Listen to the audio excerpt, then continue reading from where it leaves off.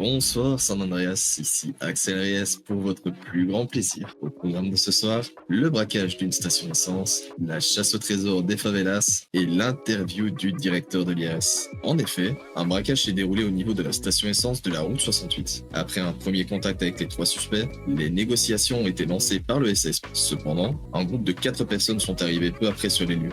Revendiquant être les Maloca 13, ils ont exprimé leur mécontentement, affirmant que les Baby Ballas auraient repris leur braquage. Malgré une tension palpable, les unités du SSP sont parvenues à gérer la situation, mais pas sans difficulté. Pour continuer, ce jeudi 9 juillet, nos équipes se sont rendues dans les favelas afin de rencontrer Ayrton Junior da Silva et Horacio Caveira concernant leur chasse au trésor. Selon eux, l'événement a pour objectif de rassembler les entreprises de la ville dans une ambiance conviviale et de montrer que les favelas peuvent être accueillants. Les équipes qui participeront devront réaliser une série d'épreuves en retrouvant des lieux ou des objets à prendre en photo dans une durée limitée. Les organisateurs espèrent que tout se déroule dans une bonne ambiance afin de pouvoir continuer à organiser ce genre de petits shows. Et pour terminer cette édition, nous avons pu avoir la chance d'interviewer le directeur de l'IRS, Monsieur Scott Ryan. Depuis sa prise de fonction, il a souhaité instaurer une nouvelle approche basée sur l'accompagnement et le conseil. Retrouvons en image notre nouveau journaliste, Wyatt Sawyer. Et bonsoir à toutes et à tous. Et merci de nous accorder votre temps aujourd'hui. Merci d'accepter notre invitation. Et si vous êtes prêts, nous pouvons commencer après une brève présentation de ce chef d'IRS. Dites-nous. Bonjour à tous, je m'appelle Ryan Scott, directeur de l'IRS, actuellement en poste depuis 3 semaines.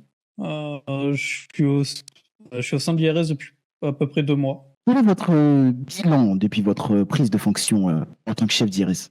Quand j'ai commencé, on était beaucoup sur le dos des entreprises. Après, moi, j'ai une vision où je suis là pour aider les entreprises et pas pour être sur leur dos en soi. On est là pour les faire avancer, pour faire avancer le patronat et pour faire en sorte que les entreprises se sentent bien en ville.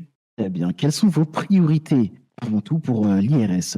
Là, mes priorités, ce serait de faire changer TTE afin d'aider au maximum le patronat. C'est ça ma priorité absolue. Et quelle est votre stratégie pour lutter contre la fraude fiscale?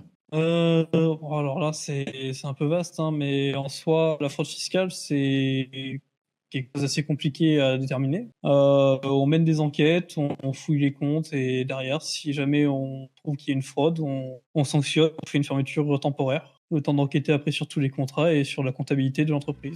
Et c'est malheureusement la fin de notre émission. C'était Axel Reyes pour votre plus grand plaisir.